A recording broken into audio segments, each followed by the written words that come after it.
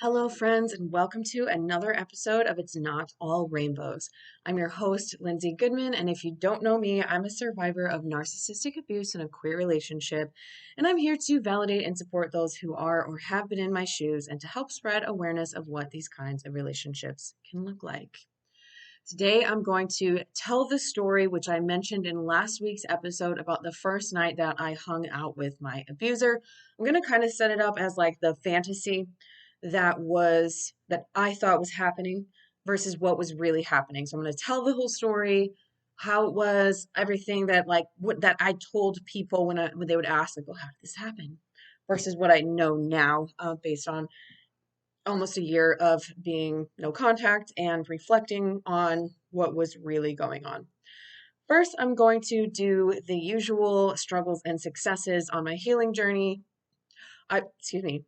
I would say a struggle this week has been just feeling a little bit off um, in my personal life and feeling unhappy and just like not really knowing like what I'm doing, which is a really big part of like a lot of people's life, like just with the way like after the pandemic and the world and like so many of us like doing a deep dive into our trauma and our gender, our sexuality, our careers, our family, all of these things. So it's normal for like a lot of people, but as survivors, have that even more like added layer of just like uncertainty, like, am I doing the right thing? Am I where I need to be? Like you're starting over from scratch and um just like trying to figure out your life again with different friends or very few friends or in a new place or um taking back your hobbies and taking back like all of this stuff. And it's a lot and sometimes it's overwhelming and sometimes it's sad. Not sad, like for me it's not sad like, oh, I had this person and where's this person, but like it's just like sad. Like you're here and like you never thought that you would be here. And so, yeah, it's definitely been like a feeling that I've been carrying around lately. A success is that last weekend I stayed the night at a friend's house, which is huge because for a very long time when I hung out with this friend who's been around since February, which is just a couple months after I went no contact, and I was still very jumpy. I was like very strict with boundaries. Like one time we went to watch a women's soccer game in Seattle, and I was like, I will meet you there. It's like an hour and a half drive for both of us, and I just followed her there, and we went to the game. I couldn't be alone in a car with someone. Like I would have my car there too. Like if we got an Airbnb, like I'd have my car there too in case I needed to get away, just because of the way things were in my relationship. And I like, yes, I drove myself to their house so I could have left whenever, but like I was brave. We we met up and we were hanging out and talking and stuff, and like we talked about me maybe staying the night because it's like 45 minutes away. I was gonna meet up with my son's dad and my kiddo like in that area anyway. So I was like, well, do I drive back home? It's like 10 p.m. I drive back home and then get back up and drive like all the gas and I'm tired and I've been driving a lot. And I was like, okay, I'm doing it. And I stayed the night and I woke up and I was fine. But that for me is like a huge hurdle because like I used to couch surf and I would like sleep at people's like friends' houses for days in a row. Like even when I was in high school, I was very nomadic and could, have people over and stay at people's houses and move and transition and do all of this stuff. And now I'm like, I don't really love where I live right now. I don't really love my situation right now, but I'll just stay right here. And so, yeah, big deal. Don't know how often I'll do that, but definitely a nice little success for me. Okay, let's dive into this episode. The first night we hung out, if you're familiar with my story, you already know this, but I knew this person from the gym for about a year. We weren't necessarily friends. I didn't know a lot about their personal life. I wasn't even sure if they were queer because I don't like to assume. Didn't know if they had a partner. Um, didn't know a lot about them. Um, and so we were just like a lot of times crossing paths and then like leading up to the night we hung out, like we had mutual friends who had started, like it was summertime, so they were getting people together for barbecues at the park and stuff like that. So I'd see them. Um, and they did come. I had a super traumatic event happen, which I do kind of talk about. So it wasn't the very first time we hung out, but it was the very first time that we like deliberately hung out because I called them to help because I knew it happened late at night. I was home alone and I knew they didn't have a child. didn't know if they had a partner. I was like, bring the partner if you have to, but I really need help right now. And I don't know that many people. So little did I know I was setting myself up for hell. Um, but so so I left to go spend like a week with my family in Indiana. Came back. My sister and grandpa came out to Washington. They'd never been to Washington. So I was like sort of living in this like little bubble of, trying to be okay after a super traumatic event. My dog passed away in like a horrible way.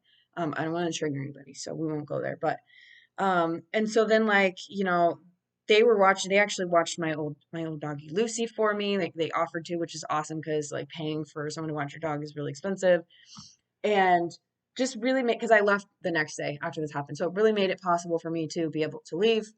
And then they were like, okay, I'm gonna give your dog back. So they showed up, and I remember like telling my sister, like, hey, like just come look at this. Like this person's really attractive. Like, can see.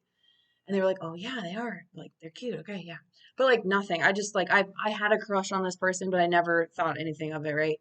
So the first night we hung out, we had been like messaging each other on Instagram, and we were going to go to yoga at the gym together. So I show up to yoga at the gym because yoga is one of my things. Not one of their things, but right, it's all of a sudden one of their things. Like, oh, you like yoga? I like yoga too. You like this? I like that too. That's often how this thing works. So we met up to do yoga. I get to the gym and they come like walking across the gym with their gym bag on, like drop it, sit down. They just finished their workout and they're like, "Do you want to ditch yoga and like go get a beer?" And I was like, okay. My kid was actually at the sitter for the first time ever. I needed a sitter to go to the yoga class. And the sitter was like, "Look, you're going through a really hard time. You've had your kiddo alone for months.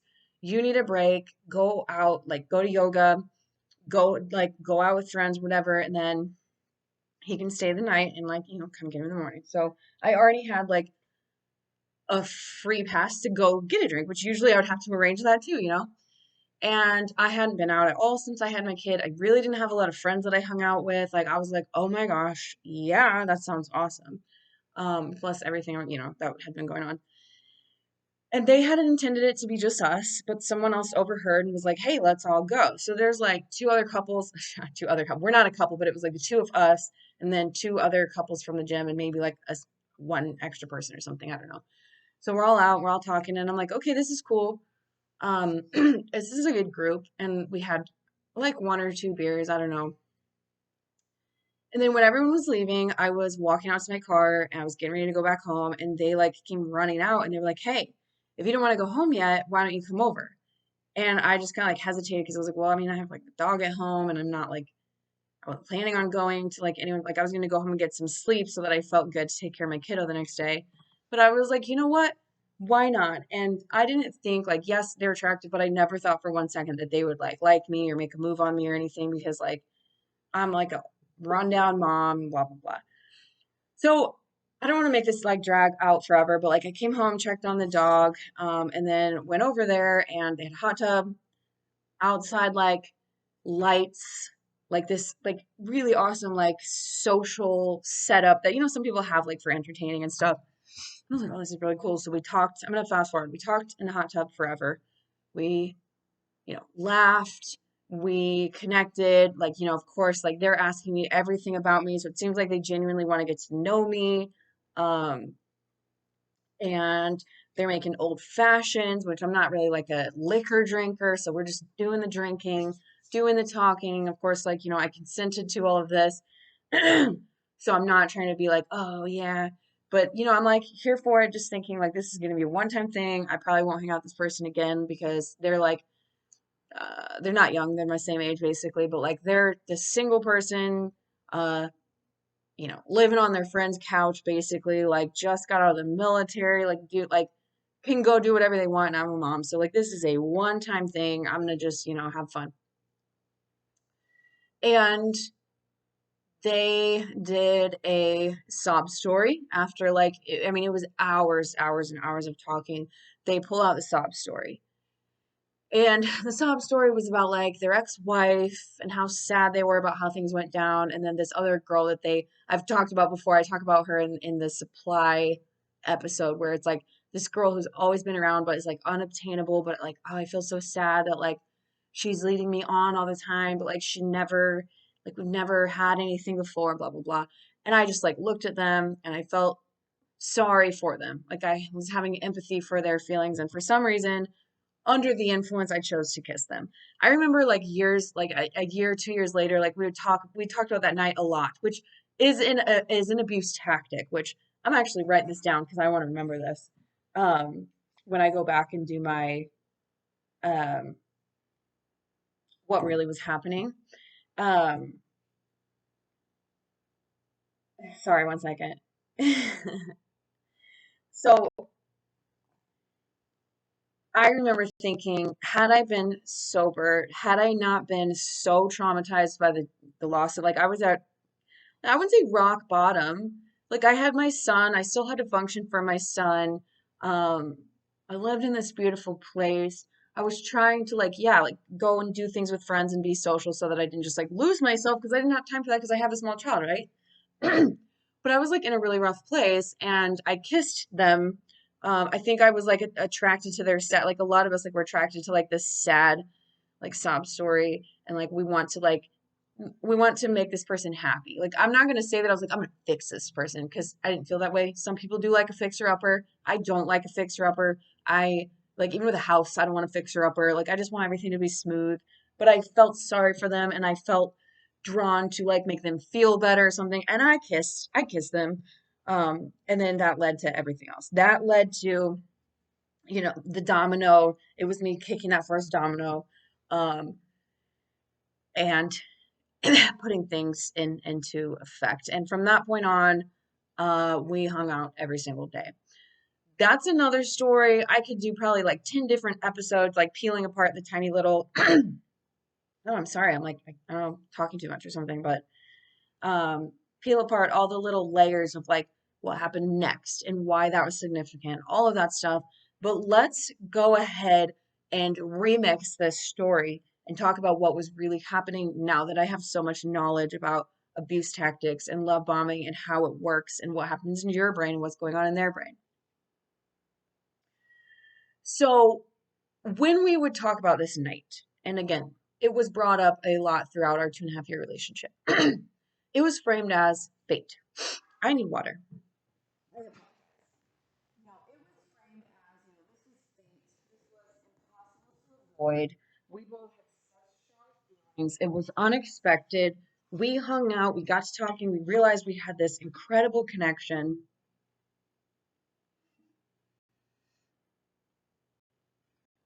Um, you know, we couldn't walk away from this. We couldn't put it down. It was just like the alcohol and the hot tub and the lights and the talking and the feelings and all this stuff. Like every time it was brought up, it was fate. Like, oh, I can't believe how that happened. Yeah. This person knew that I was alone, lonely, with a child, by myself. Like they came into my house the night that my dog died, saw the chaos, because a single mom with a 1.5 year old baby, three dogs, I had three dogs at the time. I don't recommend it. Drowning. So they knew that I was like, they calculated.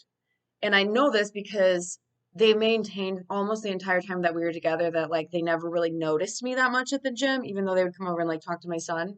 But I'm really sorry, I don't know what's going on with my throat. Near the end of our relationship, they did say several times, yeah, I remember you were so lonely. I remember seeing you walking around town with him in the stroller, like you were always, it was just you and him, you were always alone. You were so lonely. They know this. They know that you're lonely. They know, especially if you're in a relationship and they see a weak spot, if they're the kind that likes to, you know, I don't want to say take people from relationships because if they if you leave a relationship, like you were ready to leave, you're going to leave, like it's just that that person came along um and kickstarted it.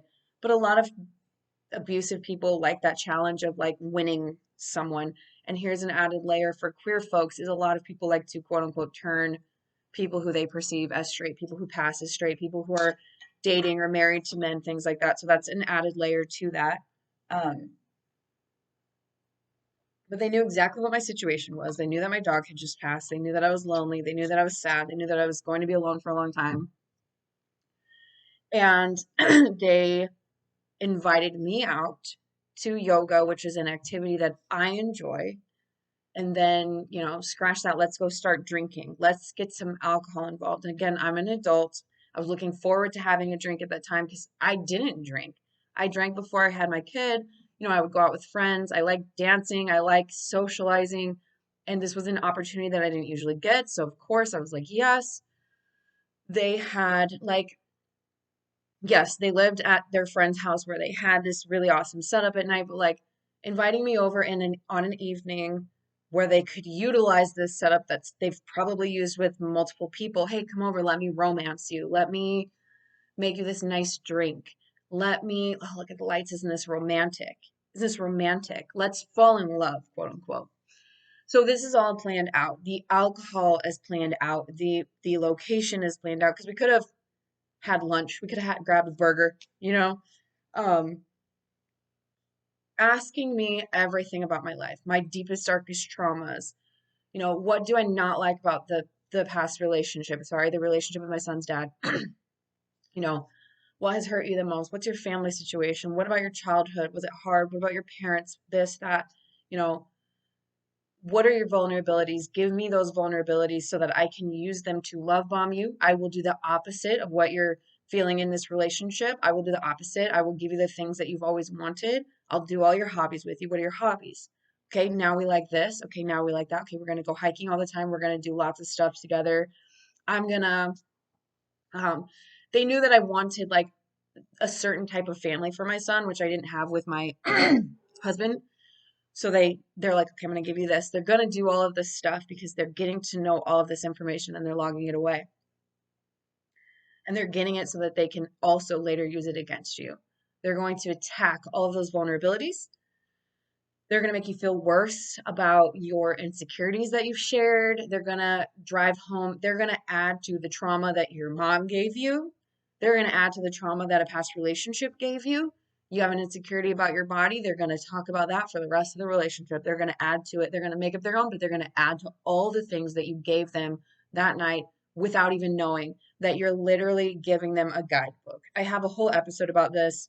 Um, it's called like Don't Give Your Abuser a Guidebook to Abuse You or something like that, where you're essentially going, okay, this is everything you need to know to ruin me, to ruin my life, destroy me. Here it is. Bullet points, everything you need to know. There it is. Binder, whatever. Here you go. They've asked for it. You've delivered it without knowing. Because you're feeling this bond with them. The conversation is flowing. There's quote unquote chemistry. Because they're mirroring you. They're watching you. They're matching everything that you are saying and doing. They're making you feel like, this is a really strong, powerful, amazing connection. Like, you're not going to walk away from this. This is a once in a lifetime opportunity. This is your soulmate, right? And you can trust them because they genuinely care about you, even though they just met you, an hour ago, or it's the first time you've spent time together and it's the first time that they know anything about you besides the fact that you walk around town with your kid in a stroller. But you trust them. So again, you hand it over. You're like, I feel safe. Here you go. Sounds crazy, right? But this is how they get you. Oh no, I closed and I just wrote those notes. I closed my book. Thanks for hanging out with me, y'all. I'm a mess. I don't usually write notes at all, but as I was talking, I was like, we're gonna circle back to that. So the sob story comes in next, right? The sob story is a super important part of the initial phase of abuse because love bombing is abuse. I read somewhere that said an abusive relationship is an assault from day one. The love bombing, the moment that they say, I'm going after that person, it's an assault because love bombing, all of that attention, and a lot of people have trouble grasping that because they think, well, the abuse started 6 weeks in. The abuse started 3 months in. It started that first day. If you are dealing with an abusive person, if you are dealing with a narcissist, if you are dealing with a psychopath, sociopath, the abuse started the moment that they texted me and said, let's go to yoga because it was calculated. It was, all right, it's time for me to make my move. Don't have any supply lined up right now. This one's weak. Like, I'm not weak, y'all. I was in a bad place, but they saw an opening to get in with me And I was weak at the time, and it worked. So the sob story comes in after you've connected with them and shared your trauma, and they've shared their trauma, and they've told you like, oh, their exes are so mean and horrible, and they did this and they did that. My heart's just broken and I'm so sad and I have all these feelings and I want to connect and blah blah blah. The sob story, like, well, my wife left me and took the kids and I never get to see them, or my when I was young, like blah blah, like we all have horrible things we've been through, but it's a calculated moment to share it with you, to get you to feel sorry for them, to get you to have that empathy, and it's also a test, like how do you respond, how do you react to them? Okay, good. They're empathetic, they're feeling the feelings, I've got them. Um, so that's what was really going on, was this moment that I thought was just unfolding naturally was actually something that like they had thought out, and I played right into it without even knowing, because I tend to trust people, not so much anymore. I don't trust any of you. Thank you. I hope your survivors, you're listening, that you laugh at that, because like it's real, right? But um I fell right into it. It's like Snow White, I think, eating the apple. I'm not a huge Disney person, but it's like, oh, okay, you're giving me an apple, thank you. Like I trust you that you're, like this is for me, this is okay, whatever, and you just do it without being suspicious that there's actually a malicious intent involved. And I encourage you to look back if you have been in an abusive relationship and think about those really romantic moments that you shared at the beginning of the relationship, and think about what was really happening. I have episodes about love bombing. I have episodes about a lot of this stuff. So look back and think about what we know about narcissism, what we know about how abusive relationships start, and see if you can rewrite your story from what you thought was happening to what was really happening. Um, I actually had someone tell me not to, like, it was just a random follower on Instagram, and they were like, don't gaslight yourself into thinking that you never loved this person just because you're not with them anymore. And I said, don't tell me that, because I am not self gaslighting. I'm giving myself the closure and actually understanding what was going on. So I want to, like, I'm not going to sit here and be like, everyone's evil, everyone's abusive, everything ever good happened to you, go back and make it bad. Not at all. But for me, it was really important for my healing to understand that those moments weren't real, that those moments were not love, they were not natural, they were planned, they were calculated, they were intentional, right? And so the last thing that I want to say is what spurred me to really write that moment is that repeated story that I mentioned, is that throughout our relationship, that came up a lot. Do you remember how romantic it was? Do you remember how excited we were about each other? Do you remember how much sex we had in the beginning? Do you remember this? Do you remember that? Oh, it felt like fate. Oh, it was unavoidable. Oh, because they're using that to remind you of how good things were and how special things were, which really they weren't. It was all fake. But it's like when they see you pulling back, or they see you unhappy, or they see you whatever, it's it's bringing you back to that, like, oh yeah, we were happy once, I should keep fighting for this.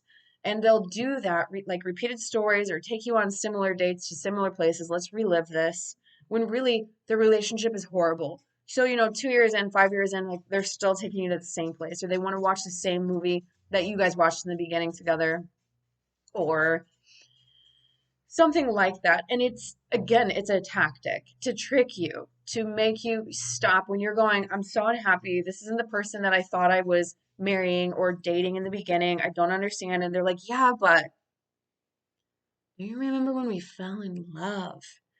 Do you remember how romantic it was and how we just fell for each other and were powerless to stop it? It was so, but do you remember that? Like, we can get back to that. You can't. It's a trick. It's a trick. It's a tactic. Don't believe it.